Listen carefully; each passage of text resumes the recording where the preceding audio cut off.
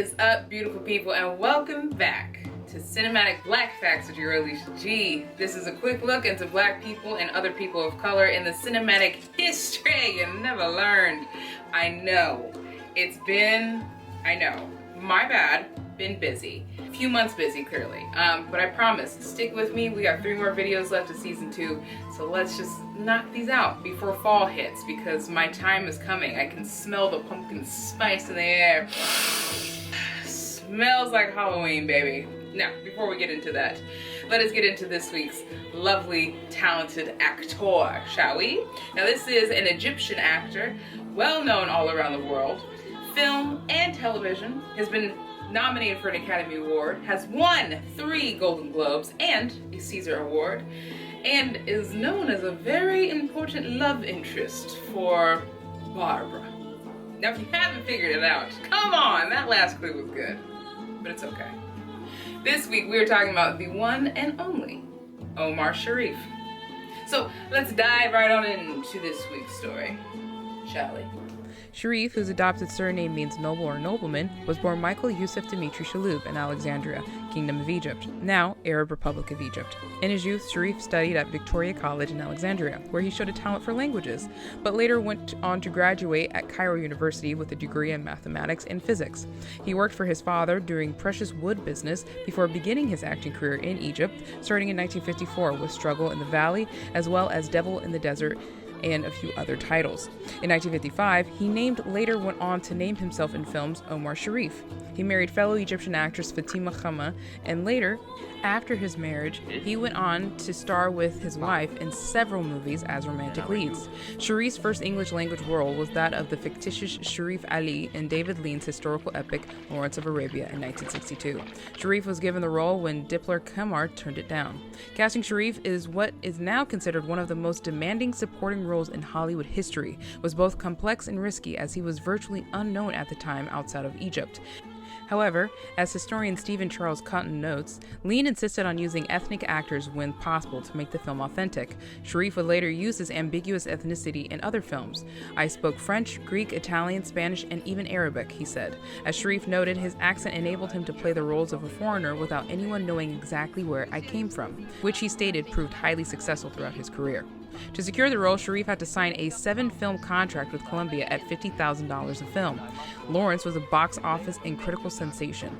Sharif's performance earned him an Academy Award for Best Supporting Actor nomination and a Golden Globe Award for Best Supporting Actor in a Motion Picture, as well as a shared Golden Globe for a New Star of the Year actor. Sharif had his first lead role in a Hollywood movie when he was cast in the title part of Genghis Khan in 1965. Produced by Irvin Allen and directed by Henry Levin from Columbia, the $4.5 million epic was a box office disappointment. While making Genghis Khan, Sharif heard that Lean was making an epic love story called Dr. Zhivago in 1965, an adaptation of Boris Pasternak's 1957 novel.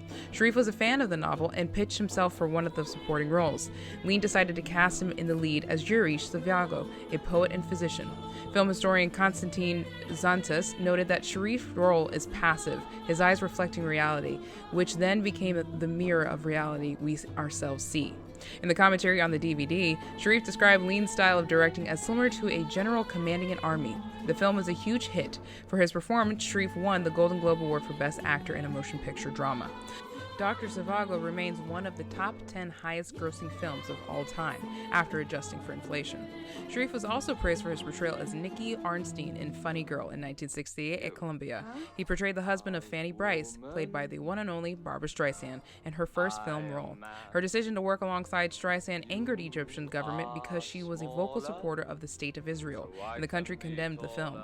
It was only immediately banned in numerous Arab nations. Streisand herself jokingly responded, "You think Cairo was upset? You should have seen the letter I got from Aunt Rose." Sharif and Streisand became romantically involved during the filming.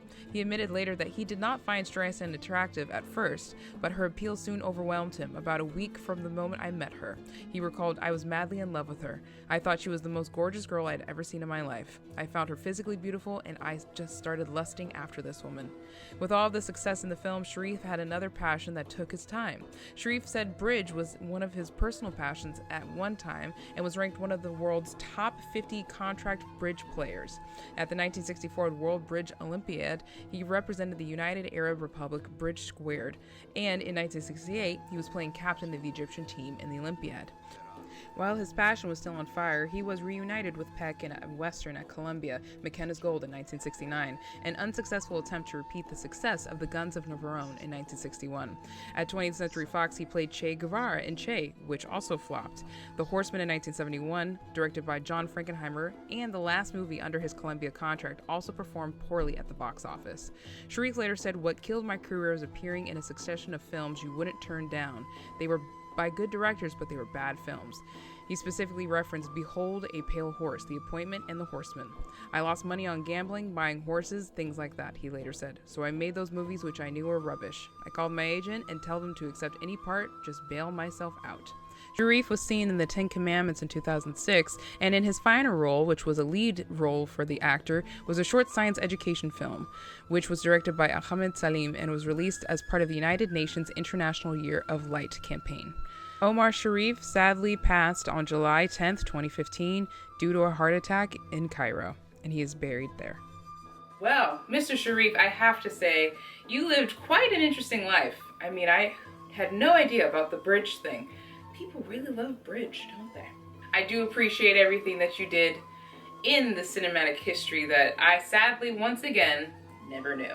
But I know it now, and that is what is important.